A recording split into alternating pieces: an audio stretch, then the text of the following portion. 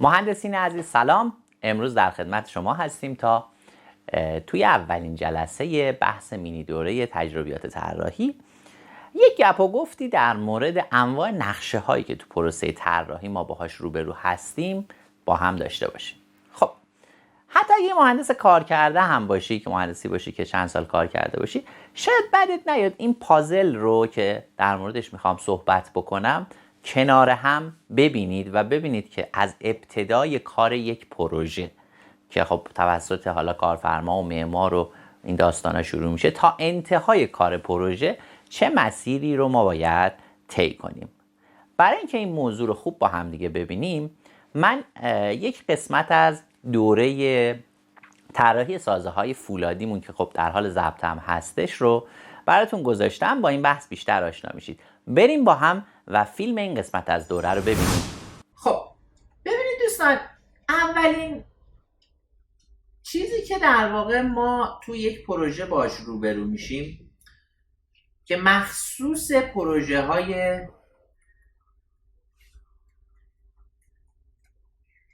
بزرگ هستش، نقشه های فاز صفر معماری هستش. بعد از اون نقشه های فاز یک معماری سر و کلش پیدا میشه. بعد نقشه های فاز یک سازه، فاز دو سازه و فاز دو معماری.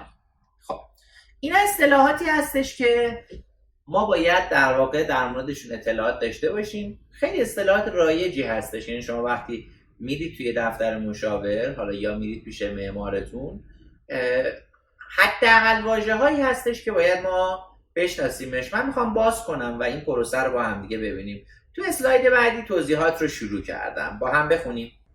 فاز صفر. فاز صفر چیه؟ این فاز مربوط به امکان سنجی و مطالعات اولیه پروژه است که عملاً در آن پروژه از نظر توجیه فنی، اقتصادی، اجتماعی با توجه به نیازهای کارفرما مورد بررسی قرار میگیرد. خب یعنی چی؟ یعنی مثلا دارم میگم شما تصمیم گرفتید یک استادیوم فوتبال خب توی فرضاً نزدیکای تهران، بین مثلا قم و تهران احداث کنید. اوکی؟ اولین چیزی که کارفرمای این پروژه باید ببینه که اصلا این پروژه توی اینجا توجیه داره یا نه، بحث‌های اقتصادیش، بحث‌های اجراییش و کلیاتی از این بحث. حالا تو ذهنت فکر کن چرا من میگم که این مثلا برای ساختمون 4-5 طبقه اصلا چیزی به اسم فاز صفر معماری ما نداریم؟ چرا؟ خب مشخصه دیگه. شما مثلا اگه میخواید توی این ساختمون در واقع توی یه خیابون یه ساختمون بسازی، عملا توجیه شده دیگه، اینجا محل ساختمونهای مسکونیه، شما میخواید ساختمون مسکونی بسازید، پس بحث فاز صفر مطرح نمیشه. فاز صفر مربوط به پروژه های بزرگ هستش. گهگاه ممکنه که معمار مثلا میگم یه سری پلانهای حجمی کلی از پروژه هم در واقع در اختیار کارفرما قرار بده که کارفرما نسبت به پروژه دید هم بگیره. خب ولی اینجا ما خیلی در واقع کاری باهاش نداریم. بحث بعدی گفتیم فاز چیه؟ فاز یک معماری. خب فاز یک معماری چیه؟ فاز یک معماری فازی هست که معمار نقشه های اولیه سازه رو چیکار میکنه؟ تهیه میکنه. بخونیم در موردش.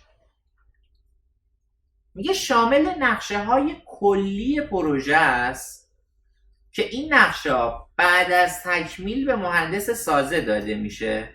خب شامل نقشه های چی؟ مثلا سایت پلان، نما، برش، کدای ارتفاعی، جزئیات ساختمانی. و ادامهش میگه که این نقشه ها اساس کار مهندس سازه در نرم افزار چیه؟ ایتابزه.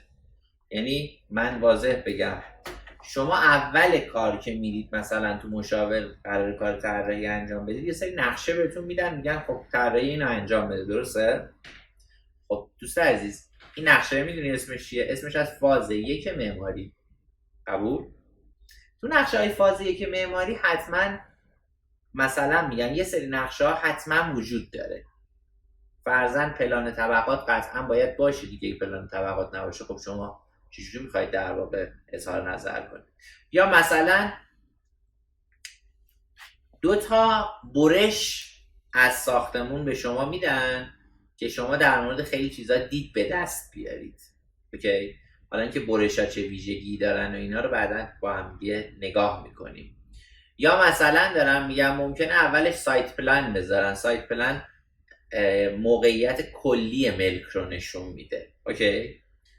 خب این نقشه ها توسط معمار آماده شد، دادن به شما، میگن آقای مهندس چیکار کن؟ کار طراحیش رو انجام بده.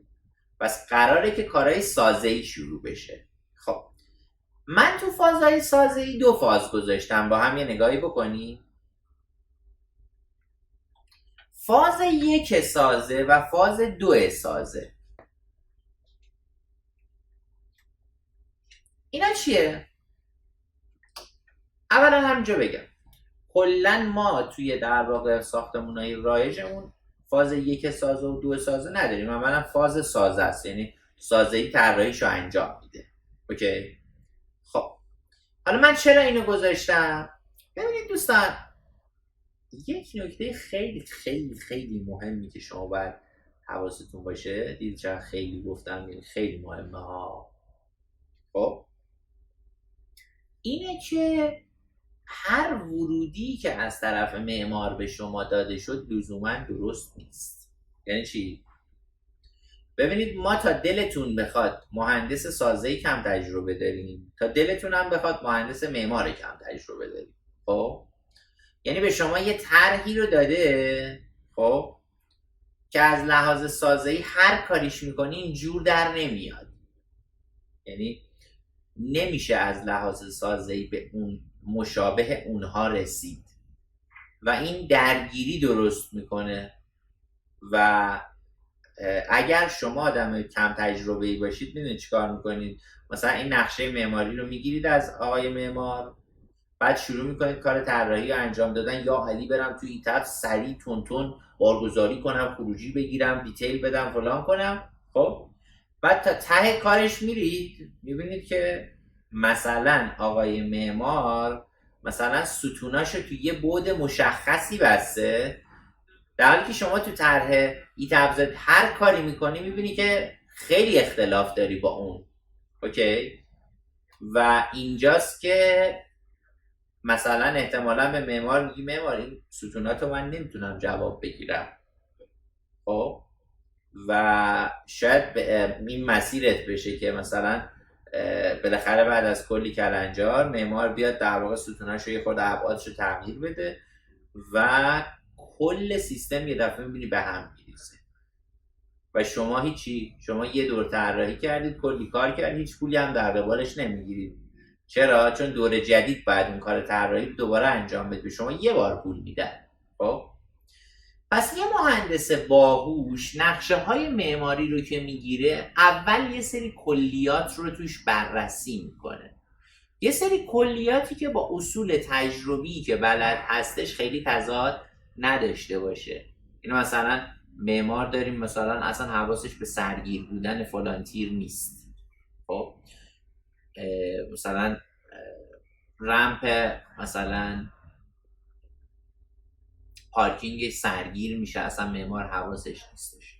تیر ورودی در واقع پارکینگ سرگیر میشه، اصلا حواسش نیست به این موضوعات. خب شما باید یک سری بحثا رو در واقع روش مسلط باشید و اینها رو تو نقشه های معماری اول کار بررسی بکنید و متناسب با اون بررسی اگر ایراداتی رو دیدید همون اول با معمار تعامل کنید اون ایرادات برطرف بشه و بعد کار طراحی اصلیتون رو انجام بدید. خب من کاری که در واقع اونجا نوشتم فاز در واقع 1 سازه 2 سازه. فاز 1 سازه در واقع یعنی این کارا. حتی تو پروژه‌های خیلی بزرگ بعضا شما یه سری مدل رو با کمترین دقت‌ها میسازید برای اینکه ببینید کلیات کار معمار اوکی هست یا نیست. خب خب شما یه مدل میخواید بسازید، کلی میتونید روش جزئیات رو در نظر بگیرید دیگه. بعضی وقتا تو فاز 1 سازه ممکنه یه مدل خیلی دم دستی ایتابز بسازم، مثلا بارگذاریاش خیلی تقریبی باشه، خیلی چیزاش تقریبی باشه، فقط برای اینکه ببینم چقدر واقعا راف تقریبی با معمار فاصله داره. قبول؟ این کاریه که پس ما تو فاز 1 سازه انجام میدیم. بخون. میگه در این مرحله مهندس سازه با توجه به دید خودش، تجربه خودش، طرح معماری رو بررسی میکنه و در صورتی که آقای معمار به دلیل نداشتن دید مناسب ایرادات کلی داشتش تو طرحش، اون رو به اطلاع کارفرما و معمار هر دوتا میرسونه. یعنی حتما اینجور وقتا که این مشکلات وجود داره، یه نامه از طرف شما میره به سمت معمار، یه نامه هم به سمت کارفرما حتما بفرستید که این مشکلات وجود داشته و باید برطرف بشه. دوستان عزیز، نقشه معماری که مشکل دار هست رو همون اول باید درستش کرد، نه اینکه بری کلی کار بکنی بعد بفهمی. خب یه مهندس خوب، یه مهندس سازه خوب باید دید کافی داشته باشه نسبت به نقشه های معماری و این چیزی هستش که ما توی این بخش کلی از کارمون دنبالش هستیم. دنبال این هستیم که دید معماری به اندازه کافی تولید کنیم. شما کارت معمارانه نیست، یعنی قرار نیست پلان معماری بکشی، ولی باید پلان معماری رو بفهمی، باید نقشه های معمار رو درک کنی و اون بنده خدا خب بالاخره دوستان کار معمارا سخته، واقعا سخته. یعنی یه کاغذ سفید در اختیارش قرار میدن، میگن خب کلی طرح بده اینجا. خب بنده خدا ممکنه کلی اشتباهات این وسطا بکنه و البته نباید بکنه، ولی ممکنه این کار رو هم بکنه دیگه. خب شما به عنوان یه مهندس باید حواست باشه به این موضوع. اوکی؟ خب ادامه داستان. فاز 2 سازه میگه چی؟ میگه در این مرحله انجام مدل سازی دقیق در نرم افزار و بحث تعیین نقشه های سازه ای انجام میشه.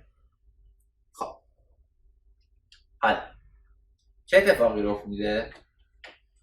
شما کار طراحی رو انجام میدی، نقشه های سازت در میاد، این تیر اینجوریه، این ستون اینجوریه، این محوربند اینجوریه، فلان وصله اینجوریه، همه در. خب اینا اسمش نقشه های چیه؟ تازه سازه ای. خب با همدیگه دیدیم و فهمیدیم که خب فاز 0 چیه، فاز 1 معماری چی هستش، فاز 1 سازه و 2 سازه که خب در واقع فاز سازه هستش چی هستش. حالا اگه میخوای ادامه این داستان رو ببینی و ببینی که حالا توی اون پروسه فاز 2 معماری و اینها چه اتفاقی رخ میده، ادامه این فیلم آموزشی رو ما توی کانال یوتیوب مؤسسه سری عمران قرار دادیم. کانال رو پیگیری کنید، فیلم‌های آموزشی بسیار خوبی توش قرار میگیره، سابسکرایبش کنید و همراه ما باشید تا اینجای کار رو داشته باشید. یه سوالم من از شما میپرسم، این رو تو کپشن برام یادداشت کنید. حتما خیلی از شما شنیدید که ما مهندسای عمران با نقشه های از بیلت روبرو میشیم. برام بنویسید تو کپشن که نقشه از بیلت کاربردش تو یک پروژه چی هستش و ما از اون کجاها میتونیم استفاده کنیم. موفق و پیروز باشید. خیلی مخلصیم.